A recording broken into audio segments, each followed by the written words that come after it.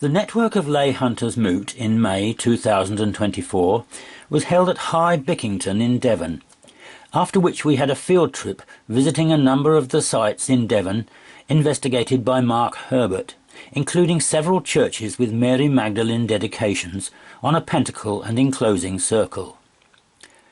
High Bickington is at the centre of this pentacle. In 2007 he moved to an ancient and enigmatic farmstead in rural Devon.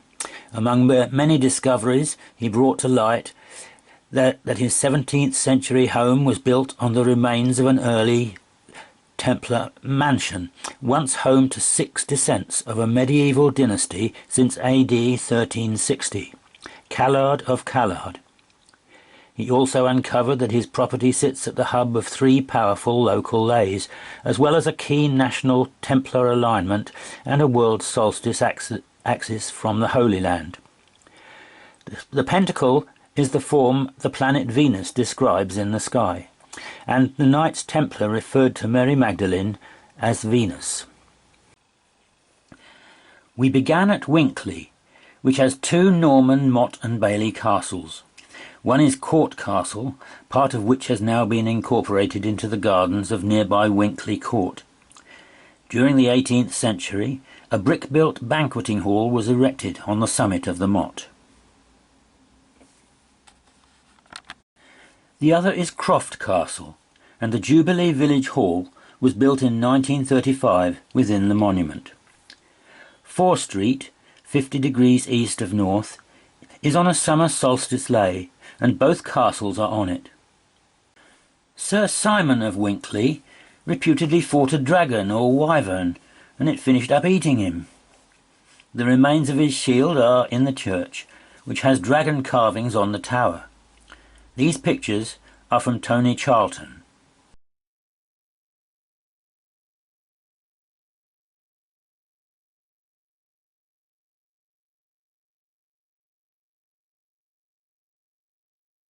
We then crossed Burrington Moor, where there are 6 barrow mounds of Calrad's complex, after which we passed the Pentacle Centre at High Bickington, where the moot the previous day had been held, which is then the centre of the Pentacle. Its church is dedicated to Mary, but not the Magdalene. It was built in 1443, and the north aisle built in the 16th century.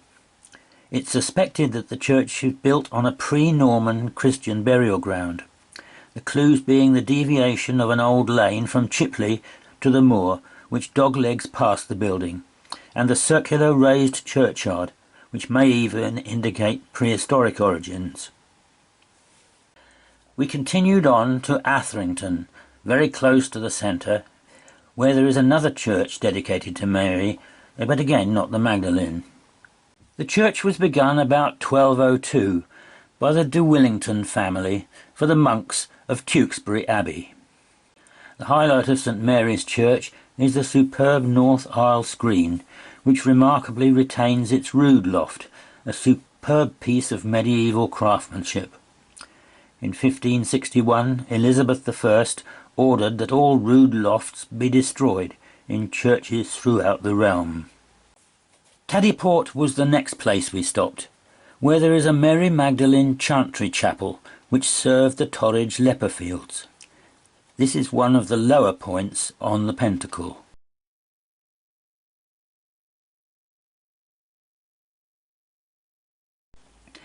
There is what is often known as a Black Madonna, although it's obviously Mary Magdalene, as she's holding her ointment jar. There was a painting on the west wall of various things associated with Mary Magdalene, including the jar and a skull on a book. There's a village in the south of France which claims to have her skull, and it's paraded through streets on Mary Magdalene's Day. From here we went to Huntshaw, where there is a Mary Magdalene church, and which is on an alignment from Taddyport to Barnstaple, which is also one side of the square enclosing most of the Pentacle. It's not a regular pentacle, and whose points are on the enclosing circle.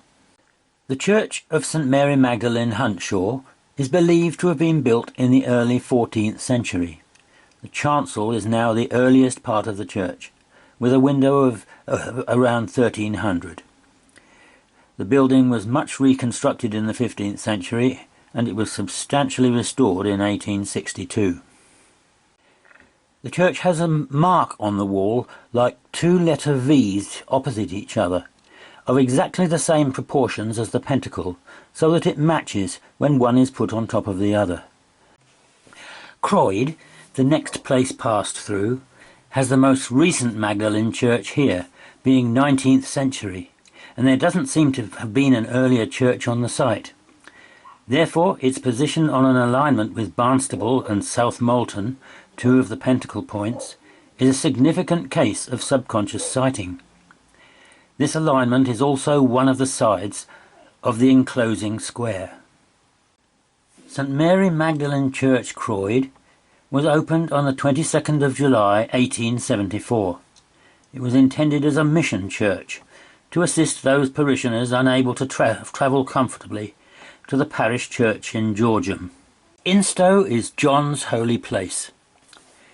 The Tor and Torridge meet at Crow, Anne's Point, and there is a St Anne's Chapel, 1765. This is not on any of the geometry. The church is one of a group of pre-Norman churches on the coast of North Devon, founded by Celtic missionaries and dedicated to them. Instow Church is in a beautiful position, overlooking the estuary of the rivers Tor and Torridge. Its age probably goes back to pre-Saxon times, especially as its original patron saint was a Celtic one called John. The John the Baptist dedication came later, due to misunderstandings and cultural change. The place was called Johanneso, the holy place of John, and was not about John the Baptist, but about John, the brother of Nectan, the Nectan who was a Celtic saint and who planted a church along the coast at Hartland. Nevertheless, his story has chilling similarities.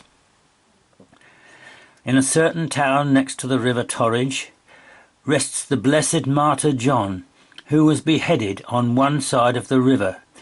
Taking his head in his arms, he made his way across that river. In each place a church is held in his honour. Leland, Collectiana, 3408. And sure enough, Instow lies on the river Torridge, and just across it in Northam used to be a chapel of John. And just across the river Tor, which Instow also lies on, was St Brannock's Church at Braunton, another Celtic holy plantation. At Barnstaple, on the western point of the Pentacle, and on the alignment mentioned earlier, there are street name references to the Magdalene. The area of its priory is extensive round the church, and it was Mary Magdalene since 1107.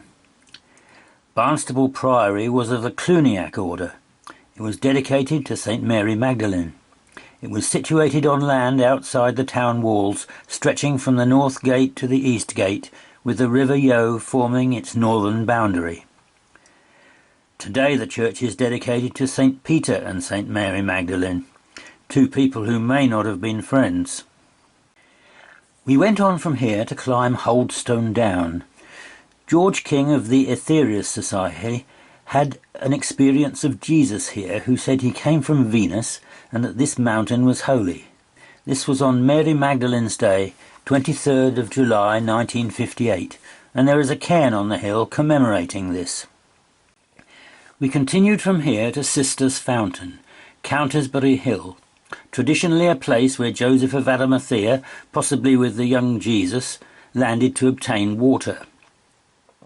The fountain itself is a natural spring, with a well house over the top. Water runs out of the hill into a marble basin. The structure with its stone cross looks medieval, but it was built in the early 19th century. It's in the grounds of a house constructed by the Reverend W.S. Halliday, who named the fountain after his two nieces.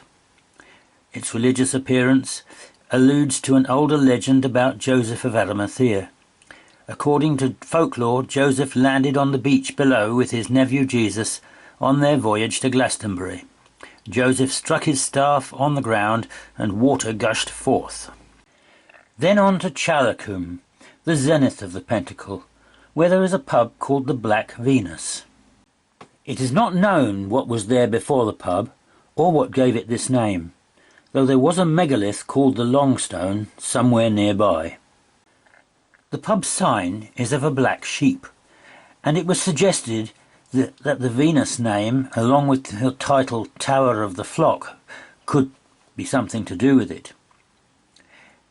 The hill opposite the pub is called Black Venus Hill.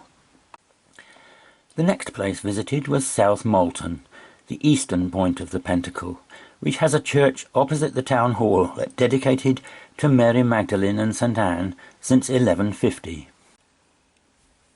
The large medieval church of St. Mary Magdalene dominates the market town of South Molton, and its tower is easily visible anywhere near the town. The building we see today is the third on the site. Very little is known of the earliest church, but it must have been built in the late Saxon or early Norman period, for there is a church and 4 priests recorded in the Domesday Book of 1086. Then on to Chumley, a Mary Magdalene collegiate site since 1253. This is not on the Pentacle, but it is on the enclosing circle. It had a fair on Mary Magdalene's day. There are legends of tunnels from the Red Lion pub, one to the church. An old tradition says that St. Mary Magdalene Church in Chumley was founded in the 10th century by King Athelstan.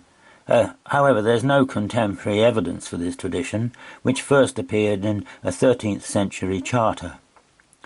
The present building is entirely 15th century, save for an Anglo-Norman carved panel mounted over the doorway, which hints at an earlier church on the site. Then we passed Temple Callard, Mark's home and prehistorically the hub of the Calrad complex, before returning to Winkley. When we were on Holdstone Down, it was mentioned that the meeting with the Venusian could not possibly be true physically because the planet is now known to be unable to support life. However, in the 1960s, I was a supporter of the claims of George Adamski, who claimed not only that he contacted a man from Venus, but that other planets were inhabited too. This view was shared by Tony Wedd, who brought the subject of Leys back into the limelight, and without whose work we would not have that of John Michel. Nevertheless, I still do not reject the scientific findings about the planets, though the matter is still a mystery to me, especially as there is evidence that the group who contacted Adamski do exist, from others who have encountered them, such as Timothy Good, who I have known and whose honesty I trust absolutely. Timothy Good's Personal Encounters, from Alien Base by Timothy Good, published by Century. The closest I came to meeting George Adamski was in November 1963, during my first tour of the United States with the Royal Philharmonic Orchestra. Because Los Angeles was on the itinerary, I was determined to take a bus to his home in Vista. In the event, the bus schedule didn't coincide with mine, and I had to abandon the idea. Yet a curious incident occurred en route to Los Angeles, which left a deep and lasting impression on me. On the 13th of November, we left Tucson, Arizona, for the 500-mile ride to Los Angeles, in a convoy of 3 buses. About halfway there, near the Arizona-California border, we stopped at a roadside restaurant. Sitting at a table with some colleagues, casually surveying the customers waiting in line, my attention was drawn to an extraordinary-looking girl with blonde, bobbed hair, delicate, pale features, and a petite figure. Later I was reminded of Adamski's description of Kalna and her almost transparent skin. Adamski was the first to proclaim that some people from other planets were actually living and working among us, illegal aliens as it were, and stated that his contacts often took place in the anonymous surroundings of restaurants and hotel lobbies. Having spoken with a number of other witnesses who had related similar encounters, I decided to make an attempt at telepathic communication with this unknown girl, and transmitted the question, "Are you from another planet?" There was no immediate response, but she left the queue and made a point of walking past my table, pausing to give me a gracious smile and an actual bow of acknowledgement before proceeding to another part of the restaurant with a deadpan expression on her face. Although I can't remember the precise location of the restaurant, I do recall that one of the highway signs nearby indicated Desert Centre, by coincidence not far from the site of Adamski's initial encounter. 4 years later I had another such experience while in the United States. In February 1967 I was in New York City for a series of concerts with the London Symphony Orchestra in the Carnegie Hall. One afternoon I decided, as an experiment, to attempt some further telepathic communication in the lobby of the Park Sheraton Hotel, now the Omni Park Central, at 56th Street on 7th Avenue, where we were staying. I'd just returned from my first meeting with Madeline Roddifer in Washington, D.C.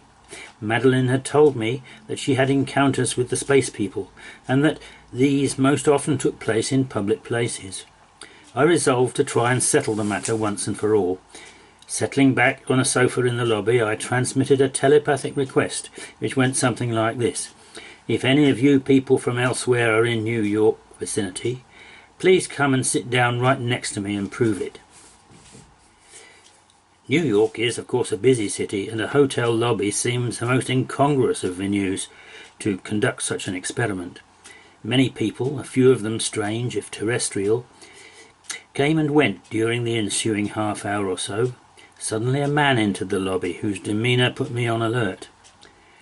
Dressed in a charcoal grey suit with a white shirt and dark tie, he could have passed for a businessman from Madison Avenue. He was 5 feet 10 inches tall, with curly fair hair, a tanned complexion, and perfectly proportioned features, and he appeared to me to be about 35 years of age. He came and sat down beside me. From an attaché case he took out a copy of the New York Times. Unfolding this, he began to turn the pages over in a rather deliberate and superficial manner. After he'd refolded the paper, I felt the time had come to ask him telepathically if he really was from another planet, and if so, would he please identify himself by placing his right index finger on the right side of his nose. The response was immediate and dramatic, for no sooner had I transmitted the thought than he did precisely that. Sitting dumbfounded, I wondered what on earth the next move would be. I attempted more telepathy, but nothing else happened. Perhaps I should have engaged him in conversation, but being British, clearly a drawback to interplanetary communications, I had reservations about such an approach.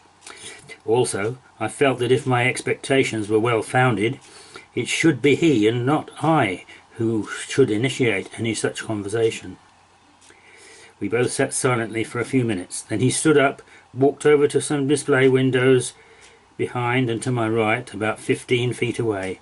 Observing him surreptitiously, I noticed that he appeared to be taking little interest in the merchandise displayed there, and after a few more minutes he gave me a long, penetrating look, then turned and walked out into 7th Avenue.